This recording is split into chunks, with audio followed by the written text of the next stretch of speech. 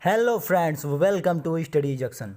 दोस्तों, अभी तक हम लोगों ने कवर कर लिया है आधुनिक भारत का इतिहास और मध्यकालीन भारत का इतिहास। और पहला मैं चैप्टर आज मैं शुरू करना चाहता हूं, क्योंकि हमारा एक एक वीडियो पढ़ चुका है।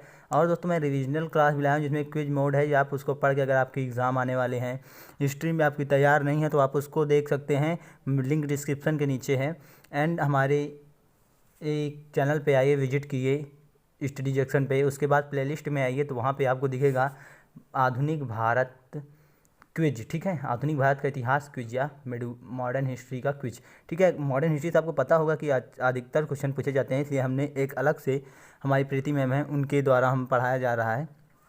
तो चलिए दोस्तों, हम वीडियो को अपने शुरू करते हैं। दोस्तों, बता रहे हैं आज हम प्राचीन भारतीय इतिहास को आप लोग पढ़ेंगे कि ये पहले ही पढ़ा हुआ है। दोस्तों, मेरा को बताया था कि मेरा एक चैनल था स्टडी 71। दोस्तों, वो हैक हो गया था, किसी ने हैक कर लिया था और सारी वीडियोस डिलीट कर दी, चैनल को बंद कर दिया।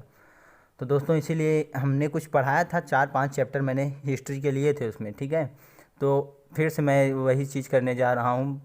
तो चलिए दोस्तों, वीडियो शुरू करते हैं। ठीक है, तो आज हम पढ़ेंगे क्या, प्राचीन भारतीय इतिहास, जिसे हम बोलते हैं एशियंट हिस्ट्री। ठीक है, हम वही पढ़ाएंगे आपको जो आपके एग्ज़ाम में आने वाला हो। और आपको जो जो सब्जेक्ट पढ़ना हो आप कमेंट करिए, क्योंकि हमारी टीम लगातार लगी हुई है। हम लोग जितने भी हमारा ग्रुप है, हम हो गए एक प्रीति मैम एंड हमारी लोग की जो टीम है।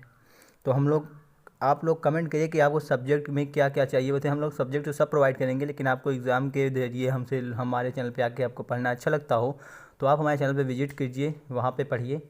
तो दोस्तों, चलिए हम वीडियो शुरू करते हैं। तो आज हमें पढ़ना क्या है, प्राचीन इतिहास। ठीक है, इसे ही दोस्तों एशियंट हिस्ट्री बोला जाता है। ठीक है, तो दोस्तों, प्राचीन इतिहास जो था उसको 3 भागों में बांटा गया है। ठीक है, उसको 3 भागों में बांटा गया है। दोस्तों, मैं आपको बता दूं कि इसी में हम हड़प्पा सभ्यता को भी लाएंगे। ठीक है, हमको इससे ज़्यादा कोई मतलब है नहीं। प्राक आदि ऐतिहासिक मतलब केवल जानने के लिए आवश्यक है। बाकी एग्ज़ाम में दोस्तों कभी भी इससे पूछा नहीं जाता, चाहे वो किसी भी एग्ज़ाम। मैंने आपको बताया, मैं किसी एक चीज़ के लिए नहीं पढ़ाता हूँ। हाँ, हालांकि एयरफोर्स का सेक्शन चल रहा है, उसकी बात दूसरी है। ठीक है, मैं जो मेरी वीडियो होगी एंड प्रीति मैम की, वो किसी भी एग्ज़ाम से रिलेटेड नहीं है। मतलब किसी नाम, कोई नाम नहीं रखा कि तुम ये वीडियो इस एग्ज़ाम के लिए ज़रूरी है, नहीं। आप कोई भी एग्ज़ाम दे सकते हैं, 1 to ऑल, इसमें कोई प्रॉब्लम नहीं है। आप कोई भी एग्ज़ाम दीजिए। तो ठीक है, तो चलिए, वो हमारी जो टीम है दोस्तों, ऐसी वीडियो बनाई जाती है कि वो सभी एग्ज़ाम को कवर कर लिया जाए। ठीक है, तो चलिए दोस्तों, जो बताया, इतिहास को 3 भागों में बांटा गया। ठीक है, एक प्राक इतिहास, एक आदि इतिहास, यानी ऐतिहासिक काल। ठीक है, कितने भागों में, 3 भागों में। एंड प्राक, आद्य, ऐतिहासिक। ठीक है, इतना समझ में आ गया। तो अब प्राक इतिहास की बात कर लेते हैं। प्राक इतिहास कहाँ किया जाता है, तो दोस्तों, प्राक इतिहास वह होता है जिसमें पुरातात्विक साक्ष्य तो मिला हो, ठीक है, परंतु लिखित साक्ष्य ना हो, वह प्राक इतिहास कहलाता है। ठीक है, जैसे औजार मिल गए, बस्तियां मिल गई, अस्थियां मिल गई, इसका कोई लिखित साक्ष्य नहीं था कि यहाँ पे लिख के रख दिए थे इतने इतने का है, तो ऐसी कोई बात नहीं हुई थी दोस्तों। ठीक है, मतलब सामान तो मिले हैं, हालांकि सामान तो मिले हैं, लेकिन इसका कोई प्रमाण नहीं मिला, लिखित साक्ष्य। मतलब एक साक्ष्य अगर माने तो ये भी है, लेकिन लिखित साक्ष्य नहीं मिला। ठीक है, इसीलिए इसे प्राक इतिहास की कैटेगरी में रखा गया। ठीक है, एंड उसके बाद हम बात करते हैं आद्य इतिहास की। ठीक है, ये पुरातात्विक साक्ष्य भी मिला हो। ठीक है, आद्य इतिहास वह है जिसमें पुरातात्विक साक्ष्य भी मिला हो और लिखित साक्ष्य भी मिला हो, परंतु अभी तक इस साक्ष्य को पढ़ा ही ना जा सका हो। ठीक है, वह आद्य इतिहास कहलाता है। जैसे दोस्तों हड़प्पा काल हो गया, इसकी जितनी भी लिखित साक्ष्य भी मिले हैं और प्रमाण भी मिले हैं, लेकिन अभी तक पढ़ा नहीं जा सका है। ठीक है, क्यों नहीं पढ़ा जा सका, इसके बारे में अभी आपसे आगे बात करेंगे। ठीक है, डिटेल में बात करेंगे।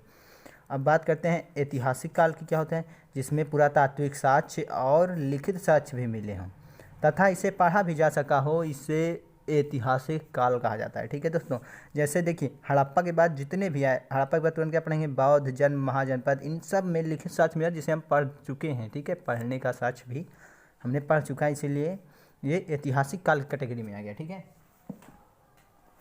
नेक्स्ट देखते हैं हड़प्पा सभ्यता। अब हमारी जो मेन टॉपिक है हड़प्पा सभ्यता। ठीक है, हड़प्पा सभ्यता को दोस्तों, यह पहली सुव्यवस्थित व्यवस्था थी, सभ्यता थी जो भारतीय उपमहाद्वीप में विकसित हुई। ठीक है, ये पहली सुव्यवस्थित थी, मतलब आज से लमसम हज़ारों साल पहले, बहुत हज़ार साल पहले, ये मैं बताऊंगा, अभी मैं याद नहीं है, हजारों साल पहले दोस्तों हमारे यहाँ, जब पूरी दुनिया सब चीज़ से अनजान थी, तो हमारे यहाँ दोस्तों एक आधुनिक शहर जन्म जन्म ले चुका था, और वो अपनी ऊंचाइयों की उड़ान में उड़ चुका था, अपनी बुलंदी को छू रहा था। इतने इतने यार, मेसोपोटामिया कुछ भी नहीं थे इसके आगे, मिस्र की सभ्यता, चीन की सभ्यता कुछ नहीं थी हमारी भारतीय इतिहास के आगे, ठीक है। जो हड़प्पा सभ्यता था, इसके इतिहास के आगे कोई भी, दुनिया की कोई भी नहीं थी। इसीलिए क्या कहा गया इसे, ये पहली सुव्यवस्थित सभ्यता थी जो भारतीय उपमहाद्वीप में विकसित हुई, ठीक है। अब हम बात करते हैं आदि इतिहास की, जिसे प्रोटो हिस्ट्री कहा जाता था, ठीक है। हमें अभी बताया कि इसमें पुरातात्विक खुदाई हो में लेख, अभिलेख, साहित्यिक ग्रंथ मिले, लेकिन अभी तक पढ़ा नहीं जा सका। जैसे हमें क्या बात किया, हड़प्पा काल की मैं बताया ना, तो यही बात है, इसीलिए इसे प्रोटो हिस्ट्री की कैटेगरी में रखा गया है। उसके बाद इसकी लिपि क्या थी दोस्तों, जो आज तक पढ़ी नहीं जा सकी, ठीक है। इसकी लिपि जो थी तो भाव चित्रात्मक थी, ठीक है।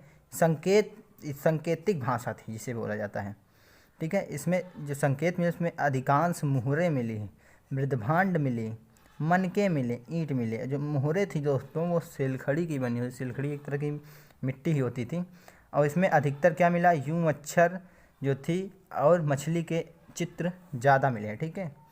यही इतने चीज़ इसमें ज़्यादा मिले हैं, ठीक है। समझ में आ रहा है, ओके, कोई बात नहीं।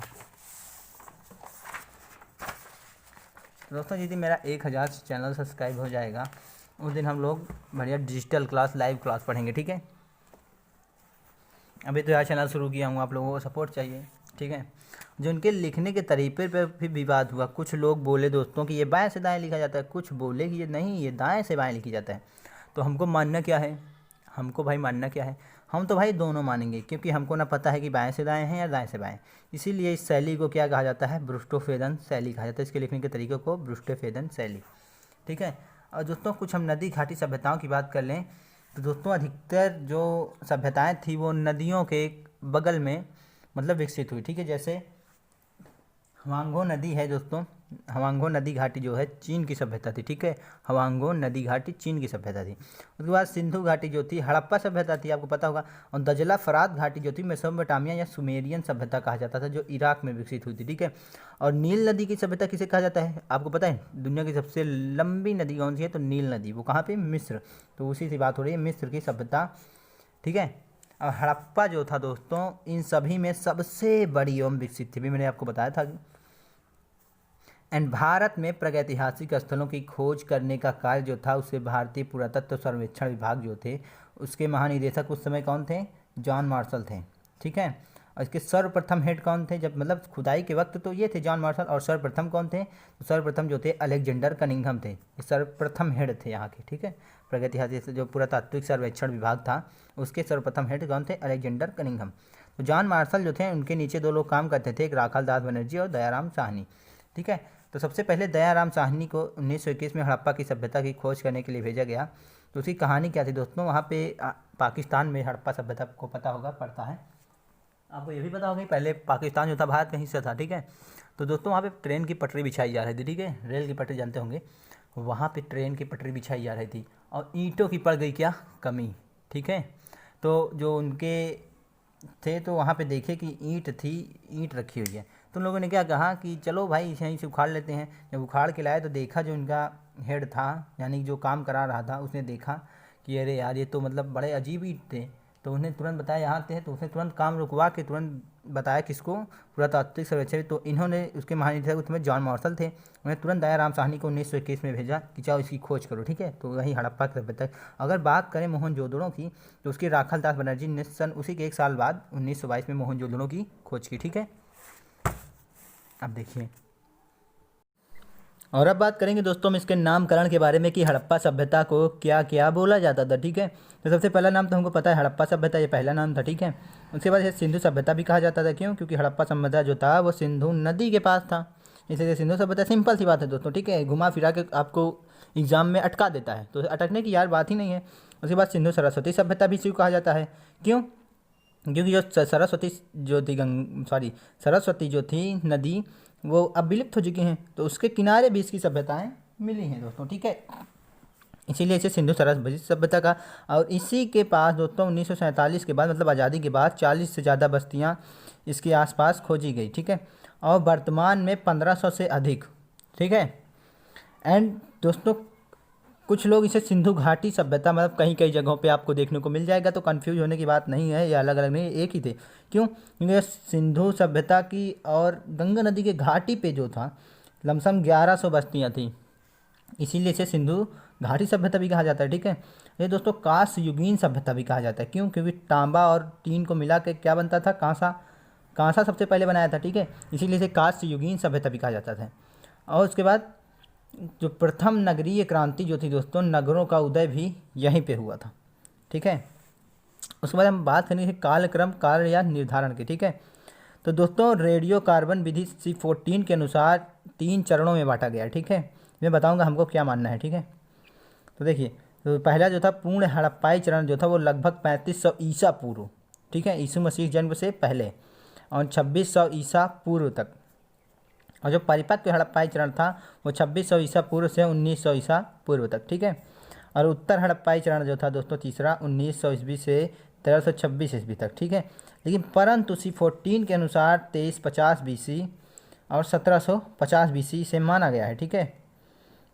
तो इसे हम अगर आपके एग्ज़ाम में आ जाए कि सिंधु सभ्यता को कालक्रम क्या था, ठीक है, मतलब इसका सन क्या था, मतलब कब ये, अगर इसका जन्म सॉरी इसकी अगर तारीख या पूछ ले मतलब सन पूछ ले तो आप बताएंगे 1350 BC से 1750 BC, क्योंकि हमको तीनों मिला के बताना है भाई, ठीक है। उसके बाद दोस्तों सिंधु सभ्यता के जो लोग थे उनके बारे में बड़ा चर्चा हुआ कि भाई ये लोग आए कहाँ थे। तो जो सिंधु सभ्यता के लोग थे दोस्तों, कुछ लोग कहते थे प्रोटोस्टलाइट थे। तो प्रोटोस्टलाइट जो थे वो सिंधु में आने वाली प्रथम प्रजाति थी जो मध्य भारत में जाके बसी, ठीक है।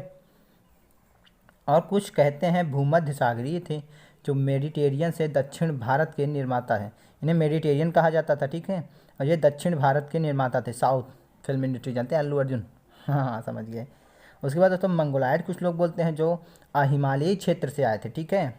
और कुछ अल्पाइन थे, ये मध्य एवं निम्न गंगा के थे जो आज भी दोस्तों वहाँ पे मौजूद हैं, ठीक है। आप जाएंगे, आप पता लगाते हुए अगर आप कभी गए तो दोस्तों इन सभी के अवशेष प्राप्त हुए हैं। अगर आपको लगता है कि नहीं ये कैसे संभव है, कोई प्रमाण है, तो हाँ प्रमाण है, क्योंकि इन सब के अवशेष प्राप्त हुए हैं, ठीक है। इसके बाद हम बात करेंगे हड़प्पा का उद्भव, ठीक है, कैसे हुआ। मतलब इसके बारे में दोस्तों दो मतें बहुत प्रचलित हैं, एक विदेशी मत और एक देसी मत। आपको क्या मानना है अभी मैं आपको प्रकाश डालूंगा, इस पर संक्षेप में बताऊंगा, आपको क्या मानना है वो आप खुद तय करिएगा, ठीक है। कुछ लोग दोस्तों विदेशी मत जो था वो कहते थे मेसोपोटामिया से इसकी फूहड़ नकल की गई है, ठीक है। और कहा किसने था? तो मार्टिनर व्हीलर और गार्डिन चाइल्ड एंड मैके ने, ठीक है। और क्यों कहा था? क्योंकि अन्नागर वहाँ पे मिला था, चबूतरा जिसे जिगुरत कहा जाता है, ये सब मेसोपोटामिया में और इसमें सेम थे, ठीक है। तो दोस्तों हमने भी कुछ अपना मत दिया, देसी मत, ठीक है। तो चलिए हम देखते हैं हमने क्या दिया। भाई हम हिंदुस्तानी हैं, हम पहले ही बता दें हम किसी की नकल नहीं करते, ठीक है, दुनिया हमारी नकल करती है। तो चलिए हम अपने भी प्रकार मेसोपोटामिया और हड़प्पा में हमने क्या कर दिया अंतर। भाई तुम हमको चोर बोल रहे हो, अब हम तुमको बताते हैं कि चोर है कौन। तो ये देखिए ये आधार हो गया, ये मेसोपोटामिया हड़प्पा। जो वो दोस्तों जो लिपि थी मेसोपोटामिया की कीलाक्षर थी, ठीक है, और हड़प्पा की जो थी वो भाव चित्रात्मक थी। और दोस्तों नगर नियोजन की अगर हम बात करें तो ये कम विकसित थी मेसोपोटामिया की, और हड़प्पा की अधिक विकसित थी, मतलब बहुत ज़्यादा विकसित। मैं पहले भी बता चुका है 2-3 बार, एक बार फिर से आप याद कर लीजिए। और जो ईंट थी मेसोपोटामिया की कच्ची थी और ये पक्की, ये देखो आ गए औकात पे, तुम कच्ची ईंटों का प्रयोग करते थे, हम पक्की ईंटों का प्रयोग करते हैं। तो यार हम कहाँ तुम्हारी नकल करते हैं, तुम साले हमारी नकल करते हो। आज पक्की ईंट का घर बना रहे हो तो वो हमारी ही देन है, ठीक है, भारत की देन है पक्की ईंट। इनमें पूजा भवन का साक्ष्य प्राप्त है, इसमें साक्ष्य प्राप्त नहीं है। मुहर थी इसकी बेलनाकार थी और इसकी चौकोर थी, ठीक है, चौकोर देखिए हमने बना दिया है, आप देख सकते हैं। और दोस्तों कुछ हम बात करते हैं ताम्र प्रासाणिक कृषि संस्कृति की। तो जो बलूचिस्तान की थी जो संस्कृति उसे कुल्ली नाल संस्कृति कहा जाता था, और राजस्थान की जो थी वो सोंधी संस्कृति थी। चनहूदड़ों की जो संस्कृति थी वो झूकर झाकर संस्कृति कहलाती थी, और हड़प्पा की तो आपको पता है सिंधु संस्कृति के नाम से विकसित ही था, ठीक है। अब बात करेंगे सिंधु संस्कृति की, ठीक है दोस्तों, किसकी? सिंधु संस्कृति की एंड सोथी संस्कृति, दोनों एक ही बात है। इसमें अन्नागढ़ दोस्तों एक सबसे विशेष बात जो थी, मतलब सोधी संस्कृति और संस्कृत संस्कृति, इसमें एक दोस्तों एक गागरा मिला जिसे हम क्या बोलें, मटका मिला, ठीक है, मनका जिसे बोलते हैं। इसमें दोस्तों देख सकते हैं बढ़िया डिजाइनिंग की गई है, फूल पत्तियों से मतलब डिज़ाइन बनाया गया था, रस्सियों से बंधी हुई ऐसी मतलब लगती थी, बड़ी डिजाइनदार थी।